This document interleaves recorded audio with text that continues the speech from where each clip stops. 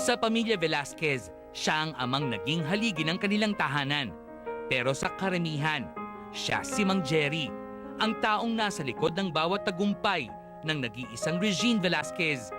Ang taong nagturong lumipad sa tinitingala nating idolo. He was and will always be the wind beneath the songbird's wings. Itong Lunes, February 3, 2014, pumanaw na ang butihing ama ng Asia Songbird na si Ginoong Gerardo Velasquez o mas kilala sa industriya bilang si Mang Jerry. Dakong 1:30 ng tanghali nang bawian ng buhay sa St. Luke's Medical Center si Mang Jerry sa edad na 76. Noong mga oras na yon ay nasa press concert si Regine. Paano inirelay sa iyo ang mensahe? Right after the press con, my sister called me up and then she said na wala na si Papa. Ganun lang. So, hindi naman ako na-shock kasi although I was thinking na he'd stay there for a while in the ICU kasi nasa ICU siya eh. Bilang mentor mo, how was he? Paano mo siya ilalarawan? During that time when he was training me, I didn't even realize that he was doing that. Because hindi naman niya yung sinabi sa akin na, oy, tinitrain kita. Hindi ka na magtataka nilulubog ka sa tubig. I thought we were just swimming. Pero pinakumakanta ka. Hanggang leeg lang naman eh. Parang so, it was not a big deal. I didn't know that he was trying pala to do that. Anong mga pinakamadugong pagtatalo niyo? Kept asking for my independence. Yun lang naman yun eh. That was the biggest fight lang naman.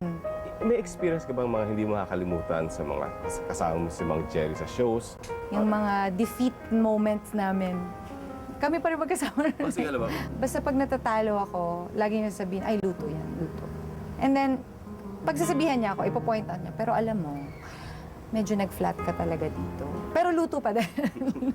Pero ito, magkakaroon ka ng concert. Paano ito, halimbawa, malaking kawalan nyo na... Hindi ko muna iniisip yun. Ang iniisip ko, he'll be there. Yun ang iniisip ko. Kasi otherwise, I'm not gonna be able to sing properly. Diba? And ayoko din muna umiyak ngayon, itong week na to. After na ng concert. Kasi mauubos yung boses ko pag umiyak ako eh. Puno ng kulay at tagumpay ang naging buhay ni Mang Jerry, lalo pat abot ni Regine ang kanilang mga pangarap. May mga dreams siya na natulungan ko siyang tuparin yon. Kasi isa sa mga dream naman niya, isa sa mga dreams niya, ang alam ko to travel. And we were able to do that. We were able to do that. And he traveled all over with me. And of course, his biggest dream is for me to be who I am, to become a singer, ganyan. So, sana kung meron pa siyang ibang wish, sana natupad niya yon or natulungan ko siyang tuparin yon. And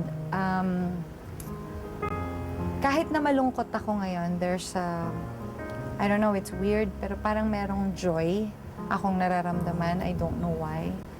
Because I guess I know that he's in heaven and that he's finally in peace and no more pain. Sa isang panayam kay Mang Jerry, may paalala at hiling ang isang ama para sa kanyang anak. Maalagaan niya yung boses niya. Sana magpapasya na sa pang-baby. Bumuhos ang pakikiramay sa pamilya Velasquez sa pagpanaw ni Mang Jerry. Nakiramay din ang malalapit na kaibigan ni Regine sa industriya at ilang mga kapuso stars. Kahit parati lang siya nasa likod, siyang biggest fan ni Ate Reg. And that yung support niya, though silently, solid na solid talaga. In fact, kung sino siya ngayon, dahil siyempre sa kanyang magandang pagpapalaki kay Ate Reg. Pinuntahan ko siya, tapos, Mang Jerry, kilala niyo ba ako? Sabi niya, tawa ng tawa sila Ate Reg. Mang Jerry, ganda ba ako? Mga ganun. Last Thursday, isang necrological service ang inihandog ng pamunuan ng GMA Network para sa huling gabi ng burol ni Mang Jerry. On behalf of the management and staff of GMA, with all the little people in our industry who are really close to Roger, that we extend to you our concern at his passing, and our prayers for your continued joy and strength in the legacy he left behind as a wonderful man. Father, in his own way, to build and pursue. Puno ng pasasalamat ang naging mensahe ni Ogie Alcacid para sa kanyang biyenan. I just want to say thank you. Salamat, Papa. Salamat, Ma'am Shelly, for being so kind to all of us, especially to me. Yung kabutihan na yun talagang kaya ako siya hahangaan. Dahil sa kanya, kabutihan na may kasama ko. So, Papa, saludo kami sa inyo. You did well. So, see you.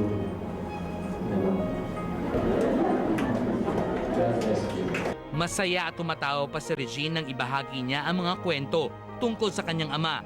Ngunit hindi rin niya napigilang maging emosyonal. Siguro one of the things na mamimiss ko sa tatay ko, bukod dun sa pagiging gentle niya, malumalim ng pagsasalita. And lately, he always say thank you to me. Lagi siyang nag-thank you. Ano, lagi. Pero lately, parang kahit wala naman akong ibinibigay o kahit wala naman dahilan para mag-thank you. Thank you siya ng thank you sa akin. Hindi ko alam pa. Namimiss ko siya sa show kasi wala namang pinakalampas na concert ko. Lahat ng concert, lahat ng movies, kahit yung mga kachipang kanto-kanto shows, go pa rin siya. Tsaka siya po talaga yung kasama ko ever since. I am heartbroken, of course, because I miss him. Kasi naman yung mamimiss na din. Thank you, Papa, for everything. Thank you for teaching me how to love music, teaching me how to sing. Noong Biyernes, isang misa ang ginanap bago ihatid si Mang Jerry sa kanyang huling hantungan. At dakong 1:00 ng hapon, inilagak na ang mga labi ni Mang Jerry sa Manila Memorial Park sa Plaridel, Bulacan. Lahat ng concerts niya, locally kasama ko. Kasi, pagka wala ako sa concert niya, hinahanap niya ako eh.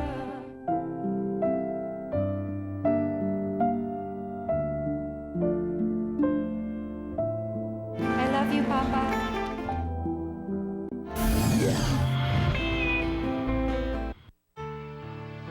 Muli ang aming pakikiramay sa mga naiwan ni Mang Jerry Velasquez. Mang Jerry, we will miss you. At Regine, nandito ang Stardock family mo and the entire Kapuso family para ikaw ay suportahan. Anyway, on with the show. Eto